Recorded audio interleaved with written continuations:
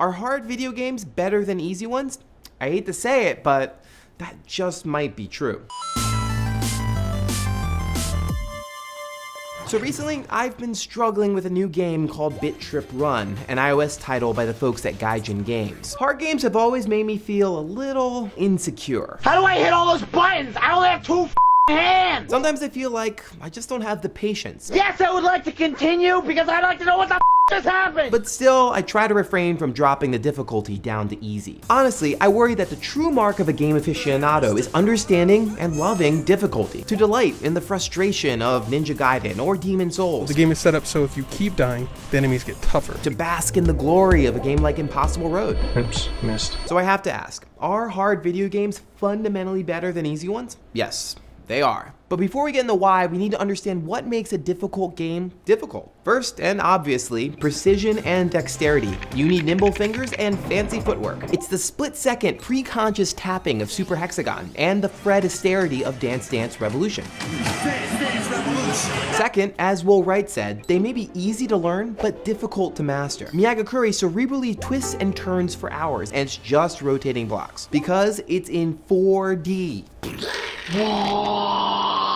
Third, they require a prolonged period of time for success. As Russian art critic Viktor Shklovsky said, art should require of spectators a prolonged concentration, or at least a long weekend. Games like Ikaruga demand patience over extended periods because its rules are just gradually revealed. Well, okay, now, okay, I don't know how I didn't die. I don't even know how this game works. But when you finally learn to flip the color of your ship to earn high scores, that feels amazing. Yes, I beat it! Yes, yes, yes!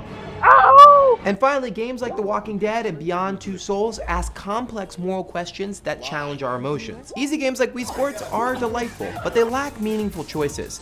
In Papers, Please, by contrast, you can either take bribes or you can preserve your moral integrity and let your family starve. Everyone in my family is hungry. I think we're gonna starve for today. And when you think about it, what we expect from difficult games isn't all that different from what we expect from great works of art. For starters, they're difficult for the noobs to understand. We see this in literature. It takes years of honing your intellectual skills to understand a work like War and Peace, or Infinite Jest, or look at an easy painting from Norman Rockwell or Thomas Kinkade. The themes are readily apparent and very straightforward. But to make sense of an inscrutable work by Marcel Duchamp requires knowledge of art history, and it takes some time to understand what's going on. Moreover, art is valued when it pushes us beyond light entertainment and forces us to ask tough questions. Think about the difference between watching Pearl Harbor and Apocalypse Now. Similarly, by putting us in control of a soldier with a tenuous grip on reality, Spec Ops: The Line not only challenged our perception of heroic war games, but also the incongruous nature of player and character. Why? You brought this on yourself. But I know what you're probably thinking. What about a game like Journey or Flower? They do all the things that you mentioned, but they're not very hard. That's a good point, and I'm not saying that easy games aren't worthwhile. But what if during that Dark Valley period in the game, it was actually difficult instead of just looking scary? Look, I don't mean to pick on Journey, but I wonder, would it be more affecting if you actually struggled with something rather than just walking through it? I absolutely think it would be better. Why? That feeling of perfectly landing a Shoryuken, or deciding who gets the last can of rations, or deciding just where to place your companion cube. I'm gonna put you in the, oh my God.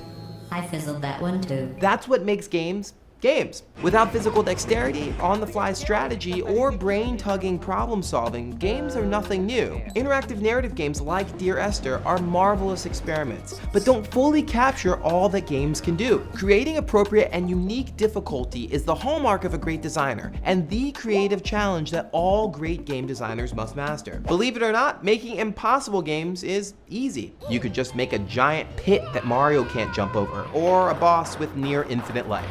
Designers have to know how nimble our fingers are, predict how our minds are working, and know what moral choices we're likely to make to even create a hard game that's worth the effort. And the specific challenge that hard games force us to overcome creates something very unique. It's called Fiero. Fiero is something that you can only experience in video games because you're not just watching a character or just hearing a story. You have control, your skills determine your success, and ultimately, you make the decisions. Guys, I just beat that! I just beat it! And when you set it to easy mode or use the invincibility leaf in Mario, the experience will never be quite as satisfying. As New Yorker writer Giles Harvey put it, in a world of speed and distraction, the slow, demanding artwork is more indispensable than ever, for it holds out the possibility of those elusive qualities: stillness, clarity, and peace. And no, that zen-like state doesn't happen while you're playing.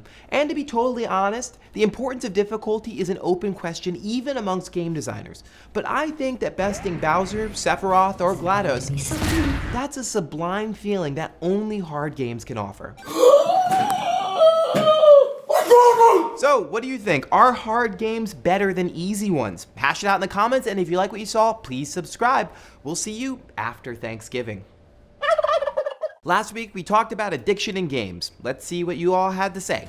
Cry of Pain points out that more information will help gamers make better decisions about whether or not they are addicted, but also points out that perhaps some of the technologies that potentially might create addictive experiences could be used to warn us. So maybe if your blood levels are a certain way, or skin conductance level, or whatever, might say you're too stressed out or too addicted, the game might turn off. And we have seen some stuff like that in the past. The Wii gave you recommendations. You might want to go outside. You might want to take a break. So maybe we'll see more stuff like that in the future. MTF6122 says that hardcore gamers might continue to get addicted, but casual gamers perhaps not so much. That's actually what I think is kind of dangerous, because when we talk about addiction, we talk about certain types of games. So a game like World of Warcraft, or a big game like a Skyrim. But yeah, I would actually argue that some of the experiences that are happening on tablet or online or in places like Facebook may actually be more addictive than some of the big out-of-the-box stuff. So that's what might make it dangerous as well. Sedona Parnham points out that some of her fellow classmates at animation school are addicted to League of Legends because they want to go pro. And given that 32 million people watched the last League of Legends World Championships, there's certainly a lot of reason to believe that more people will start training to play games, and we might confuse that training with a sense of addiction. We don't do that for basketball, but yeah, it's a great point. Maybe there'll be certain types of games that we'll sort of make an exception for, because there'll be, livelihood, a career in that in the future for them. Riansky5 faced a struggle with depression and says that video game addiction actually kept him or her alive, which is a really good point, that sometimes video games, not just games, but the other things can be a distraction to a real world role places. I think the recognition is that that's not a permanent state of being, that was a temporary period in your particular life, and that was good that you found that. So yeah, games can be effective for doing those sorts of things as well. Mr. Apollo1 welcomes the sweet embrace of video game addiction with open arms, which I guess is an alternate point of view. I've Got Toast 1 is a cold-hearted man or woman. But we can agree, just cold-hearted.